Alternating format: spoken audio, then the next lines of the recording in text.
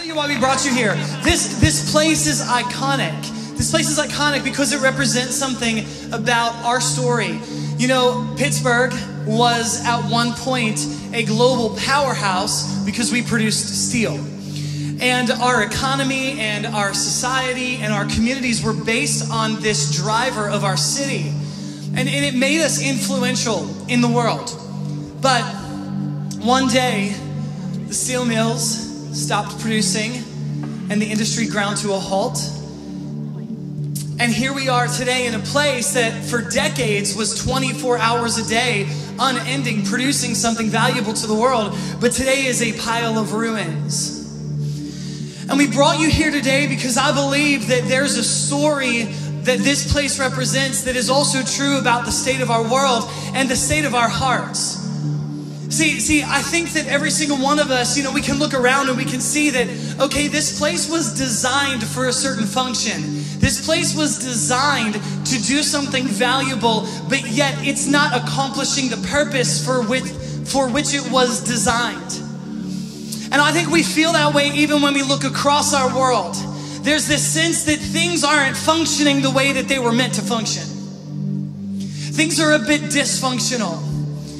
We have this sense that this isn't the way that it ought to be, but we don't really know how to get to where it should be. And so it's a struggle to figure out, how do we handle the ruins that we face in our lives? But it's not just about our world and humanity as a whole, but it's about our hearts too. Because I think we all have this sense that we were designed for something great. But we deal with this tension and this struggle because there's so many times where we feel like we're not living up to what we were designed to live up to. We're not functioning the way we were meant to function. Our relationships, they're not working out, but we feel like they should, but we don't know why. Our finances aren't working out, but we're not sure how to fix it. We're not sure how to make things right in our hearts. We're not sure how to make things right in our world. And so we strive and we try. But we are surrounded by a world where there are ruins. And we're surrounded by hearts that have this sense of, it's not what it ought to be. But the story does not end in the ruins. And the story does not end in the dysfunction. And see, there is a story that our world is dying to hear because they're faced with the dysfunction but have no real solutions. But there is a story of a God who so loved us even in the ruin. There is a story of a God who saw the ruins in our lives and saw the ruins in humanity and saw the ruins that surround our planet today. And he was moved with love. And he should have been moved with judgment. He should have been moved with condemnation. He should have been moved with, you made it this way, now live with the ruin that you've created. But he was moved with love. And so he traveled the furthest distance that you can imagine. And he didn't come and send a sign in the sky saying, what the heck's your problem? Get it together, people. He came and got in the middle of the mess and bent down and got into the ruins. But he didn't just come to identify with our ruins. He came to let the ruin in our world crush him. And he became a victim of the ruin. He became a victim of the dysfunction. He became a victim of the malfunctioning that we face in this world. And if the story ends at the cross, what we see is that this man who didn't deserve it came to the world. He was good. He was God. He was perfect. He came into the world, and the dysfunction and the ruin of the world crushed him and ended the story. But the story does not end at the cross. Yeah, he paid the price. He took the ruin. He became a victim of our ruin in our world and in our hearts. But then he proved to us that his grace was always more powerful than the ruin, that his love was always greater than the dysfunction, that there was no dysfunction, no issue, no problem that could silence and his name is Jesus. And Jesus is the only one who can take what is ruined and turn it into victory. And so we serve a God who can take the ruin in our hearts and turn it into victory. There's this story in the Old Testament about this king, and he had a crazy name. His king was Jehoshaphat. And Jehoshaphat honored God, he trusted God. But one day, he faced a problem that he couldn't fix on his own. And 3 neighboring countries formed an alliance and all set out to attack him. And he knew that he could not win the battle. He knew that he wasn't strong enough, he wasn't powerful enough. Just like you know deep down that you can't really solve your problems either.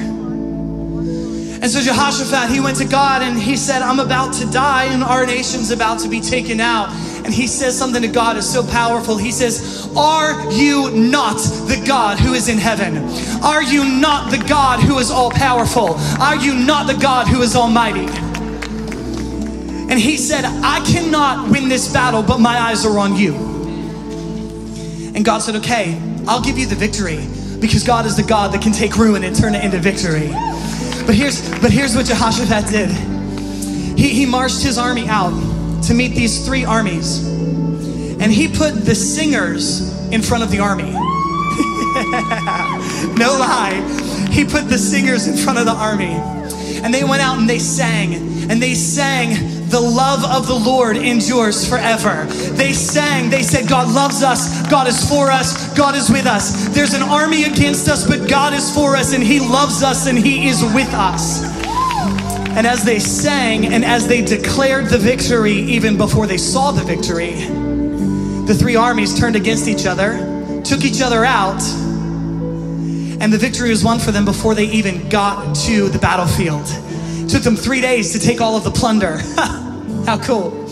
It's amazing how they declared the victory before they saw the victory. It's amazing how they said out of their mouths that God is almighty even when they were facing a mighty enemy.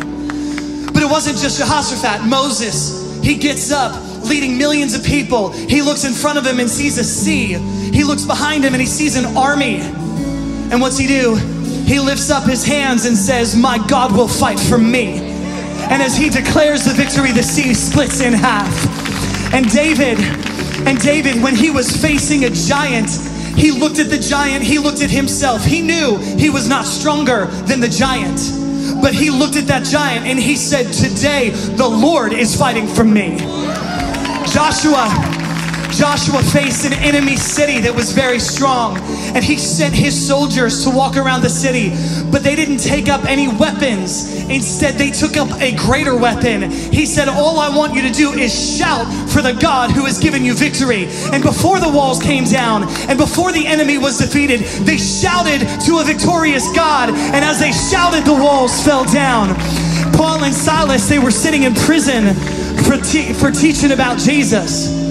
And they're sitting in prison, locked up with shackles on their wrists. And they started to sing. They started to sing to the God who can turn a ruin into a victory. And as they sang, the earth began to shake and the prison doors opened and the shackles fell off. There is power when you declare the victory even before you see the victory. There is power in your praise. And so tonight, if you don't feel very able, then declare tonight that there is a God who is more than able. Tonight, you might not feel powerful, but declare tonight that there is a God who is all powerful.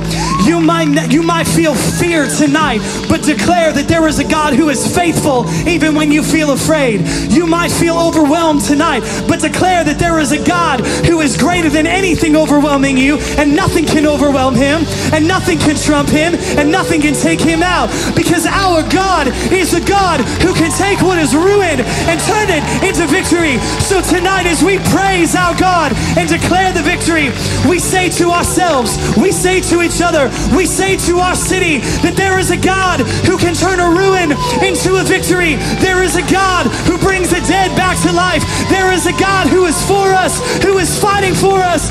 Come on, lift it up. He will.